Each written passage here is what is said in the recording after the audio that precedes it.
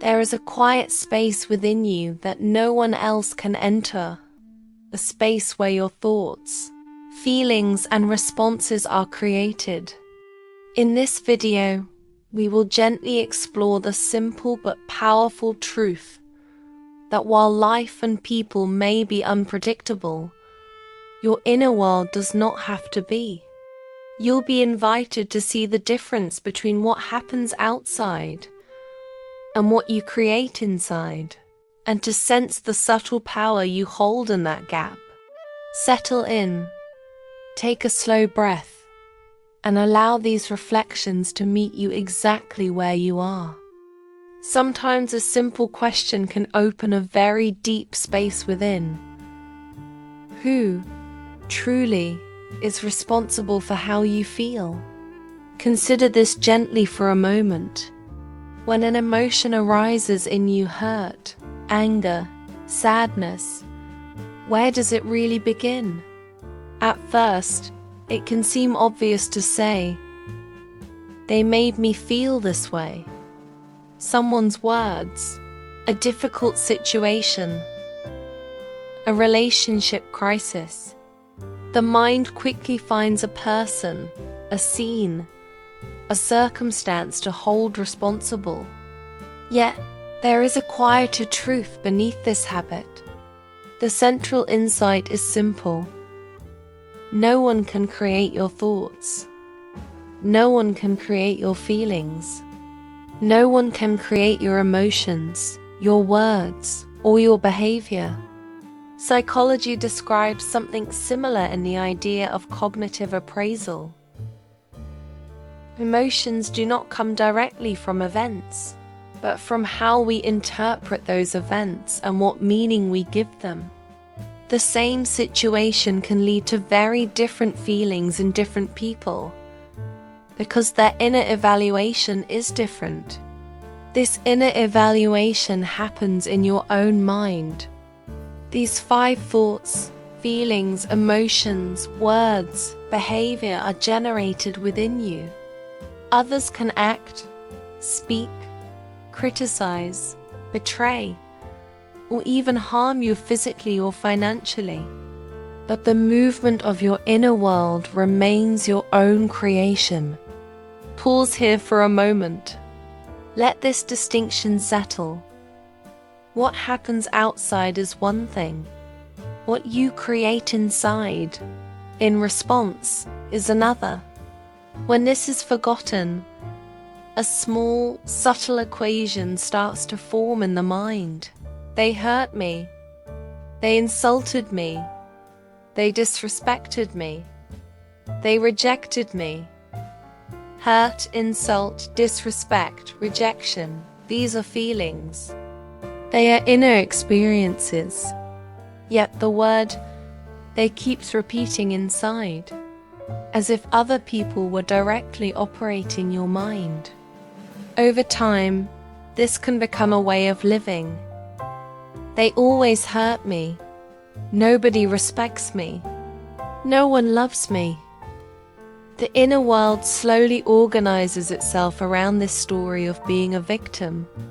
In psychology, this pattern is close to what is called an external locus of control. The belief that other people, luck, or circumstances are in charge of your inner and outer life. When this belief grows strong, a person can feel powerless and easily overwhelmed. You might be wondering, if the world can be so harsh, can it really be true that no one is responsible for how you feel? People can certainly affect your outer life. A person can say something very harsh in public and damage your reputation. Someone can cheat you in business and cause financial loss. A partner can break trust and walk away. All of this is possible on the outside, but emotionally, there is still a gap between their action and your inner state. In that gap, a thought is created. I am broken. I am abandoned.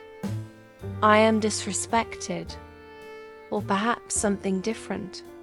That thought is where your power lies. This is where a new inner equation can begin.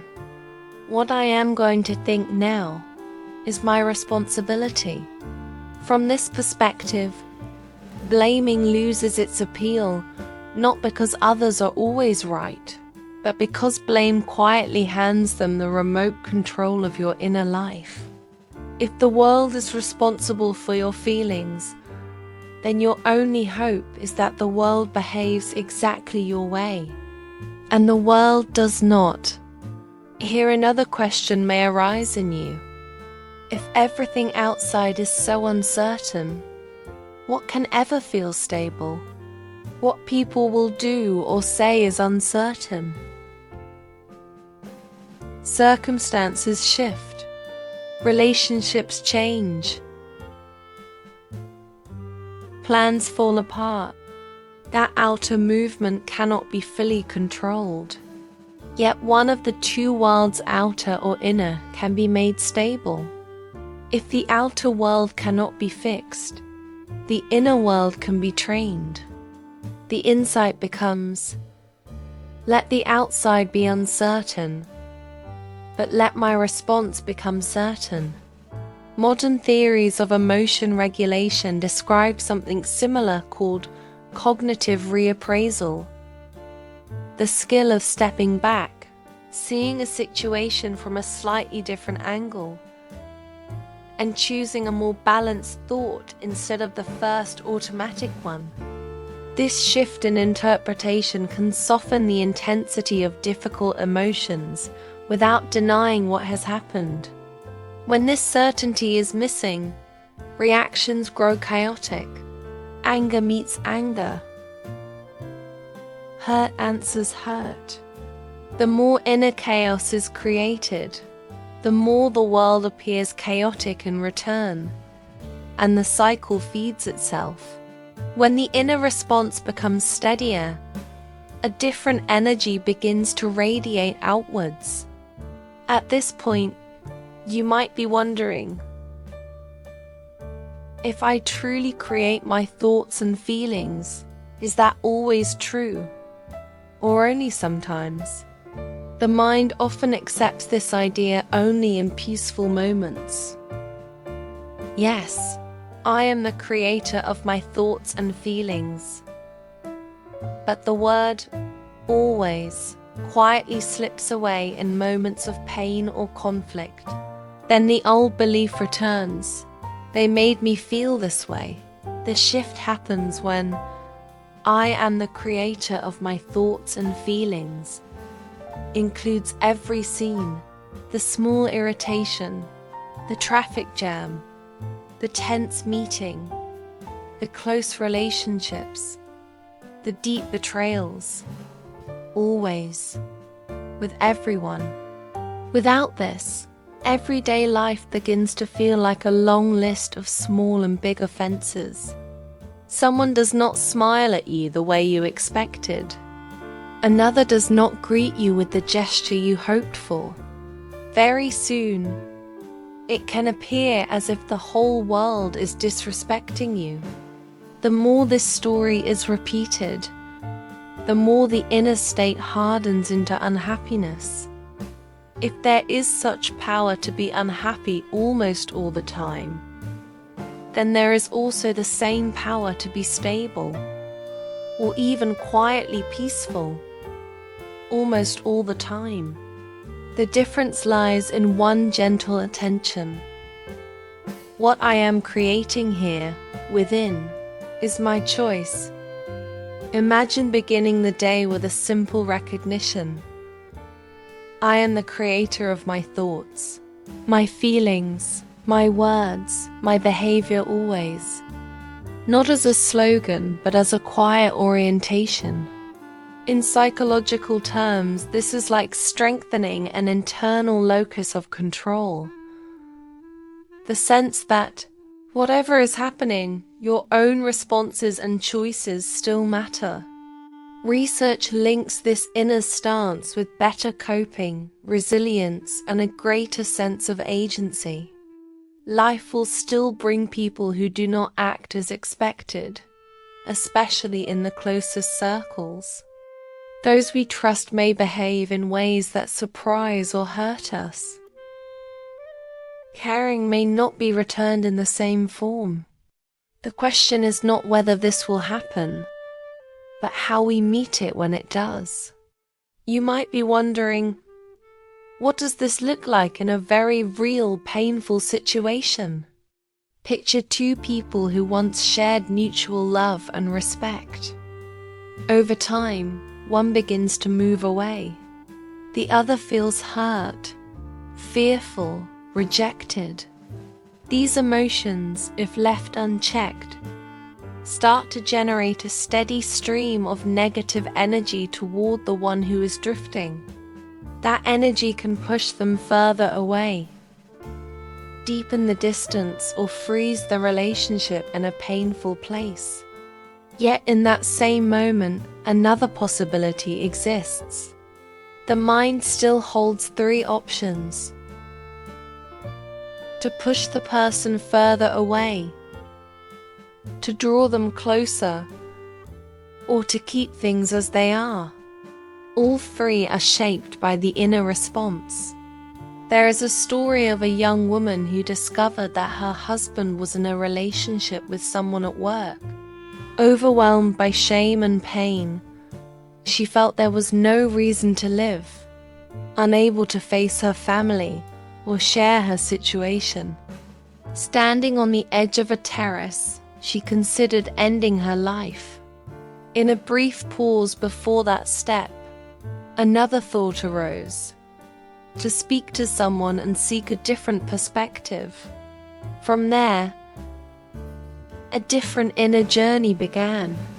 The outer situation was still harsh. Her husband was prepared to leave. The feeling of betrayal and rejection was strong. In the middle of this, she was invited to experiment with a new inner thought. I love this person. I respect this person. This relationship is important to me. At first, the words felt impossible. She could not feel them as true. Yet she was encouraged to repeat them anyway, not to deny the pain, but to prevent the mind from creating the opposite thought. I hate this person. I want to destroy this relationship, which would deepen the wound and close any space for calm. This was not about forcing love, but about gentle damage control within. Repeating these new thoughts slowly brought a degree of stability. Meanwhile, her husband's behavior became unpredictable, sometimes harsh, as he tried to justify moving away. She continued her inner work. I am stable, I am powerful. I respect this person. I love this person. Her steadiness seemed to irritate him further, because she was not reacting as expected. You might be wondering, if she stayed calm and he became more aggressive, did that mean the new approach was failing? On the surface, it looked that way. But something quieter was happening within her. Her focus shifted from trying to control or punish him to taking care of her own state. From feeling like a victim, she moved toward discovering her inner strength. Over a few months, the external situation did not improve. In fact, he decided to leave the country with the other woman. When he left, she was asked how she was. Her answer was, I am perfectly fine. The circumstances were still painful, yet inside there had been a transformation. She had found work, rebuilt her daily life, and uncovered a deeper self-respect. Her dignity no longer depended entirely on his choices. People around her might not have respected her situation, but as long as she continued to respect herself, life could still hold beauty. The constant inner cry of, Respect me, respect me, softened, replaced by a quieter sense of inner worth. Months later, he called and said, "I want to come home." By then, she had adjusted to a new life. The question arose, what should she say? You might be wondering the same. In such a moment, what is the right choice? There is no single answer that fits all lives. Each person will choose according to the destiny they wish to shape for themselves. In her case, she chose to say, "Come home. I want my family back to what it was. I love this person.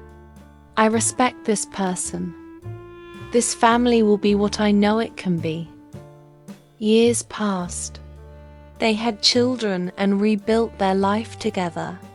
The path from standing on the terrace, ready to jump, to a peaceful family life did not come from changing the outer situation quickly. It arose from an inner decision, not to let the situation overpower her, but to take charge of her own responses. This does not mean that every story unfolds the same way, or that every relationship must be continued. The deeper point is that in any situation, whether in relationships, at work, in society, or in the wider world, the outer scene may not be what we want, yet the inner equation can remain. I am the creator of how I am feeling. It is not the situation that finally shapes me. It is how I choose to respond that shapes the situation's impact within me. When this is forgotten, blame returns, and with it, a quiet weakening. The more the situation feels powerful, the smaller the self begins to feel. Advice from others may sometimes reflect their own limitations. Do not forgive. Do not trust. Protect yourself at any cost.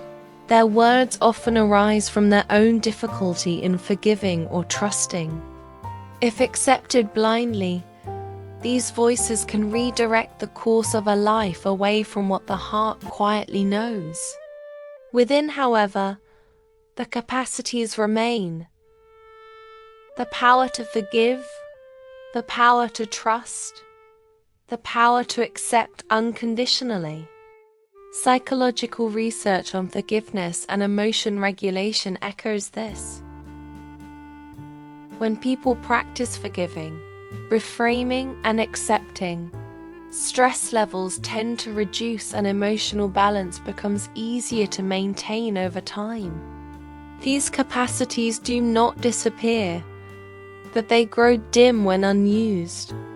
Like any unused strength, if they are not exercised, they feel lost.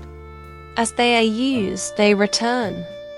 In the end, the movement is simple, though not always easy. To stop blaming people and situations for our inner state, and to begin noticing gently what is being created within in response to life. As you sit with these ideas, you might like to notice, without judgment, one recent moment when you felt hurt, disrespected, or unloved. See if you can quietly separate what happened outside from what arose inside. Observe the space between the two. Somewhere in that space, your own power is already present. Let the reflection rest there, without needing to conclude. Before we close, let's move from understanding these ideas with the mind to gently experiencing them within. In the next few minutes, you'll be guided through a short meditation to explore the space between what happens outside and what you create inside. If you'd like to join in, find a comfortable position and allow yourself to settle. Then, when you're ready, we'll begin. Sit in a comfortable position. Let your eyes close or soften your gaze. Take a slow, deep breath in through the nose and out through the mouth. Now let the breath return to its natural rhythm. Simply notice air moving in and out. Bring to mind one recent moment when you felt hurt, disrespected, or misunderstood. See the scene lightly, as if on a distant screen. Silently say, "This is what happened outside." Now shift attention inside. Notice the thoughts that appeared, the feeling that arose, where it sits in your body. Silently say, "This is what I created inside." Breathe in and out. Gently repeat within, "I am the creator of my thoughts and feelings." If the mind says, "They made me feel this way," just notice that as another thought and return to the breath. Very softly, try saying inside, "What I think now is my responsibility." Feel your chest or stomach and breathe into that area with kindness. For a few breaths, simply rest in this awareness. There is what happens outside, and there is what you create inside. When you are ready, deepen your breath. Notice the room around you. Move your fingers and toes, and gently open your eyes, carrying a quiet sense of your own inner power. As we come to the end of this practice, take a moment to notice how you feel now, compared to when you first pressed play. You've explored an important inner truth, that between what happens outside and what arises inside, there is a quiet space of choice. And that space belongs to you. There is nothing you need to force or remember. Simply let these reflections settle wherever they wish to rest within you. Over the coming days, you may notice small moments where this awareness gently appears on its own. Thank you for sharing this time of stillness. May you continue to meet your inner world with clarity, honesty, and care.